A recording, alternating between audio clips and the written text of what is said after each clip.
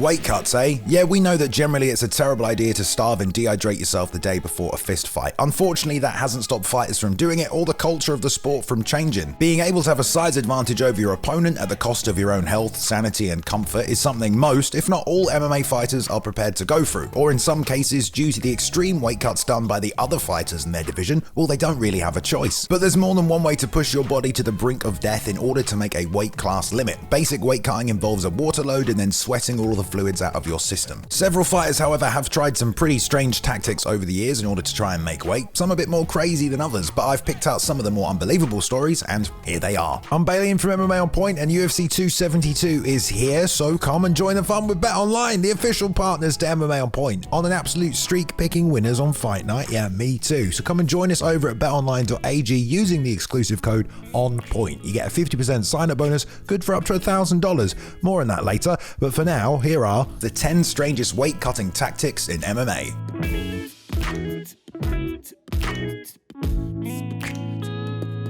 Number 10. Chris Weidman, peanut butter.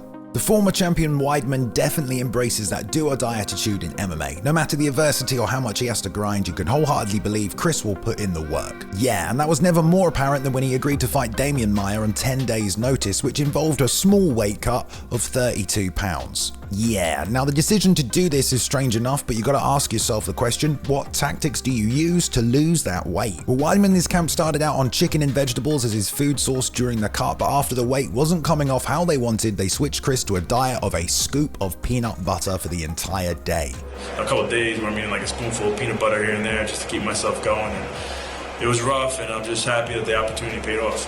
Which apparently is somehow enough energy to not only keep a human being alive, but to somehow make the weight. He said when he was weighing in, his body was so dry, the towel being used to cover his dignity was being drawn and stuck to his body from the static electricity he was creating. Somehow though, he made the weight and even won the fight. Peanut butter only as a diet in order to make weight seems absolutely crazy, but apparently it worked for Chris. Guy's just a complete savage. Number 9. Laxatives. Derek Lewis is a pretty big guy, and for the majority of his career, all he seemed to need was his KO power, and that was enough. I mean, he even admitted to basically eating whatever he wanted and never really training like an MMA fighter. No, all my fights, I never trained or prepared myself like an MMA fighter. I ate whatever I want, and I really didn't train hard. But as he faced tougher competition in the UFC, obviously some things needed to change. Heavyweight has a limit of 265 pounds. Now for some that's not an issue at all. In fact, a lot of the great heavyweights of all time, Stipe, Velasquez, well they often weighed in quite a bit under the limit. But for Derek, he reportedly was walking around about 285 pounds, so he needed to make a bit of a cut. So yes, he changed his diet, but also something else that helped Derek and actually quite a lot of fighters, I'm sure, just none of them want to come out and say it, laxatives. 1/2 teaspoon for fast, effective relief. Now this is a careful science. No one wants to be pooping all over the cage come fight night. I mean, ask Justin Kitch. And even inside the collegiate wrestling world, they'll tell you better time that shit right. I mean, literally. But Lewis explained that his 20-pound weight cut is made easy by the use of laxatives throughout fight week. I took laxatives yesterday, and it like peeing on my asshole. So. Right, Derek, that seems to be working just nicely for you. This is a legit tactic that many fighters use, although it's generally a natural laxative like dandelion root opposed to something store-bought. That and the combination of dehydrating yourself could have pretty nasty consequences. But yeah, when in doubt, shit it out, and it seems to work like a charm for most fighters. Number 8, dieting to the weight limit.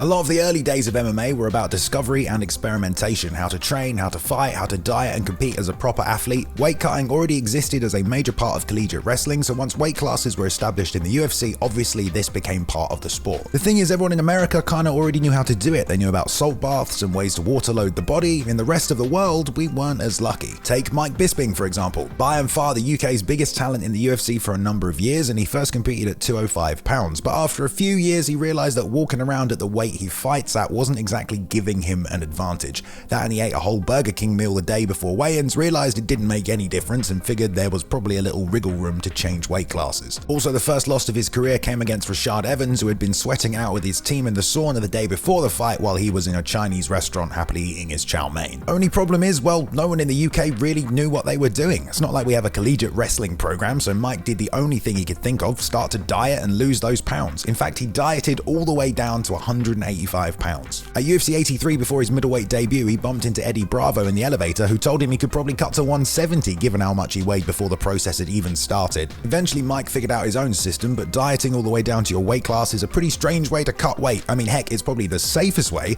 but you're kind of missing the point, I guess, given that you won't rehydrate the next day and put back on the weight you lost. Still, it was the early days of the UFC, and I'm sure many other fighters made the same mistake. Number 7, the keto diet. Ahead of her title defense at UFC 200, Miesha Tate was quick to share her new diet that seemingly everyone on the planet was trying out in 2016. Keto, baby. The only problem is for a pro athlete that relies on stamina, strength, and endurance, perhaps enduring a state of ketosis for the weight cut and the fight itself is probably not the best idea. I mean, fighters like Bisping have talked at length about how important carbohydrates are to the process. And that affects your recovery, right? You're not taking on the carbohydrates that you need. The carbohydrates are super important for recovery in your training process. But you know, forget about all of that. There's definitely some benefits to keto, right? Well, it certainly didn't help make her UFC 200 weight cut any easier. Despite coming into the cut with her new diet, pictures emerged from behind the scenes and she looked half dead. I mean, shit, they're even checking her pulse in this one. Robert Follis said at the time that the weight just wasn't coming off as easily as it normally does, and well, there are other side effects as well, like her cortisol levels inevitably spiking and just making everything about being an athlete that little bit harder. And we all know what happened when the fight inevitably came a few days later. Miesha looked stiffer than a board and Amanda just plowed through her. Now, I don't know if changing the way she cut weight would have made a difference, but damn. Number 6, Johnny Hendrix's saltwater flush. Now, Johnny Hendrix certainly had a lot of trouble making weight towards the end of his career. I think it kind of started around the time the IV ban came in, but to be honest, I'm sure it's been a problem for most of his life. At UFC 192, however, things got pretty serious. After firing his nutritionist and coming into training camp somewhere in the 210-pound mark, he didn't make life easy on himself. He'd worked with Mike Dolce previously, an expert but expensive nutritionist, and had cut weight himself for the Matt Brown fight, so was ready to try it again himself. The only thing is, he basically botched it. Dolce believed it was due to the amount of weight he was trying to cut and his body fat percentage. Supposedly, he had tried to do what Ronda Rousey does, a saltwater flush. She eats nothing but salty food for a week so her body bloats, then when it's time to fight, she cuts out all the salt and with the help of a steam room, releases all the fluid in her body. But it seems like Hendrix tried to do the same thing, but he suffered extreme constipation. That meant he was unable to pass waste. This led to an intestinal blockage and yeah, eventually kidney stones. This is pretty life-threatening stuff, and the fight with Woodley was scrapped. A saltwater flush sounds pretty risky, and it seems like you gotta get the science spot on when attempting it, instead of, you know, firing your nutritionist and basically just going YOLO. Number 5, diuretics. Now, the concept of using a diuretic to cut weight, I suppose it's not actually that much of a strange one. Diuretics help your kidneys release more sodium into your urine. This helps remove water from your blood and decreases the amount of fluid in your veins, arteries. Heck, it even reduces your blood pressure. Yeah, sounds perfect the night before a grueling MMA fight. They are, of course, illegal to use in MMA competition, but when has that stopped anyone before? In 2016, Andrea Lee, competing in Invicta at the time, tested positive for diuretics. She denied taking any drugs or supplements on social media, stating that the Nevada State Athletic Commission had gotten things wrong, but then one day later remembered that she took a fluid pill and should probably have thought about that one. Way back at WEC 30, Donald Cowboy Cerrone tested positive for hydrochlorothiazide, basically another diuretic, and was also banned by athletic commissions, not just because they help you that way, but also because they are extremely dangerous given that you are already trying to suck the life out of your body. Thiago Alves also tested positive for a diuretic at UFC 66. More tragically, Leandro Souza passed out and died before the Shuto Brazil 43 weigh-ins. He had been trying to make weight. He needed to drop 33 pounds in 1 week. He took 3 diuretic pills on Wednesday and 4 on Thursday in order to drop as much weight as possible. His coach Andre Pederneiras said it wasn't related to the weight cut, but the danger was clearly there. I expect diuretics are still being used by many fighters, as it seems a simple way to assist in the weight cutting process. They are banned though for more than just being useful. Seriously dangerous stuff. Number 4, religion. One of the greatest rivalries in the Pride era was Rampage Jackson and Vanderlei Silva, and in 2004 Rampage would get a second shot at unseating the Pride champion. But apparently Jackson, being a religious man, had read an article on the internet stating that fasting would help him fend off the devil, which apparently he was having trouble with, so for 3 days he didn't eat at all and drank only water and energy drinks. Yeah, that'll turn anyone into a monster. Rampage told Josh Gross at MMA Fighting, "It helped me out a lot spiritually, but he also admitted I didn't know that it was going to take my energy. I thought I was going to be fine, which is kind of hard to believe given that, you were preparing for literally the hardest fight of your life and you decided to stop eating for 3 days. But it did help him make the Pride middleweight limit, and considering Rampage has had a lot of problems cutting weight in the past, this seems like something that could work for him, only the whole not eating thing didn't really help him in the fight. His coach Oyama kind of noticed him already slowing down after just 5 minutes, and after the fight in which he was brutally KO'd, he asked Rampage what had happened, and he explained that he hadn't eaten for 3 days. Oyama couldn't bring himself to speak to him for a good long while after that. He was pretty upset, I guess. It was this same kind of religious fast that led to him driving his Ford monster truck through lanes of traffic in a police chase. Still, religion certainly is one way to cut weight. Faith is powerful enough to ward off the feelings of hunger, and I'm sure it helps a lot of fighters battle through weight cuts. But fasting, that's a pretty ridiculous tactic. Number 3, enemas. They say the human intestine can hold up to 20 pounds of waste. It really depends on your diet, but also do yourself a favor and don't Google this subject. I saw some serious shit. Again, literally. But hey, as a fighter, you get desperate. You want to drop those pounds no matter what. Well, Gabe Rudiger on The Ultimate Fighter was having a bit of trouble making weight, and that was before his team started locking him in the sauna. Also, lying naked by the pool doesn't help you cut weight, just an FYI. So his suggestion? Head to the clinic and have them suck out what's still left inside his body, which led to one of the more uncomfortable moments in Ultimate Fighter television. Still, desperate times, eh? Did that help him make weight? Well, no, not really. Yeah, his teammates weren't exactly happy about it either, although they all seemed to have a pretty good laugh at his expense. But colonics and enemas, yeah, they are definitely used by fighters to cut weight. Dirty Tom Lawler used to love them. 2 losses in 2 fights that I just saw a piece of myself go by. Darren Till even had colonic hydrotherapy as part of that brutal weight cut before the Stephen Thompson fight. Yep, this one is pretty strange, but actually more common than you think. Number 2, shaving your hair.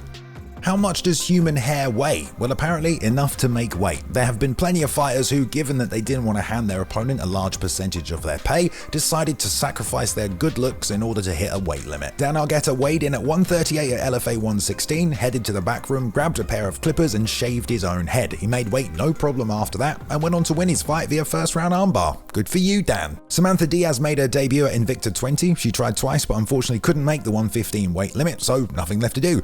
Grab a pair of scissors, coach. Oh, you don't want to do it? Well, how about legendary MMA photographer Esther Lynn? You know what? Right now, I don't really care, but let me drink, let me hydrate. I think I'm gonna cry just because She lost 0.3 pounds, which was just enough to get her under 116 and make weight. Didn't matter though. She was fighting Miranda Maverick, and we all know how good she is. Back in 2014, Bellator champion Daniel Strauss was making his first title defense, and obviously as the champion, you have to hit that weight limit right on the money, which unfortunately he didn't do, so he had to cut off his dreadlocks, which I can only imagine took a few years to grow. Still, he made weight, but unfortunately lost the fight and his title anyway. There was also that time when Ortega was suddenly bald. He kind of denied it was for making weight, but it didn't stop the community from speculating. It had been reported he almost had to cut it when trying to make weight against Renato Moicano earlier in his career. He donated his hair to charity though.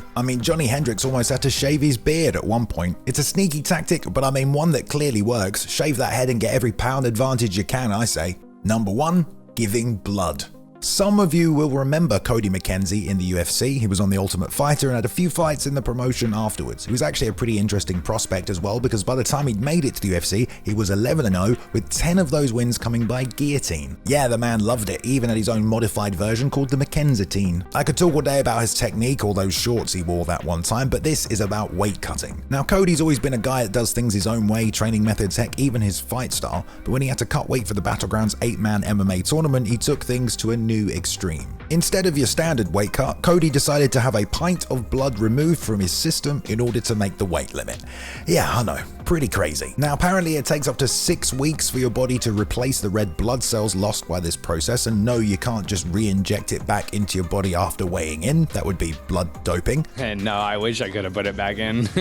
Although I guess if your body hasn't had a chance to reproduce the missing blood, it wouldn't really work in the same way. I'm not a doctor. Either way, yeah, having your blood removed the day before a fight, shit, an MMA tournament nonetheless, is hardly a sensible idea. Still, apparently he had been working on a fishing boat and had barely trained, so blood or no blood, it's unlikely he would have made a difference to his performance. He was submitted in the second round. It's probably the most extreme thing you can do before a fight to make weight. Unless you're Blade or someone. Thanks again to our official partners BetOnline. With UFC 272 coming in hot, make sure you join in with the fun over on betonline.ag. Use the code ONPOINT and you get a 50% sign-up bonus good for up to $1,000. Then watch as your picks become hits. See you at the Violence Fight, fans. Big shout out to my man Lawton for editing today's video. Jump on over to Twitter and follow him at Lawton_Veerkan. Shout out to Ben Rosette and the excellent music he provided during the intro video. His music can be found on streaming platforms everywhere. There is a link in the description, and follow him at Ben Rosette on Instagram and on Twitter. Thank you very much for watching, everyone, today. Please go ahead and like and subscribe if you did enjoy the content. We upload at least 3 videos every week for your viewing pleasure. Go ahead and leave a comment below if you want to join in the discussion, and follow us on Twitter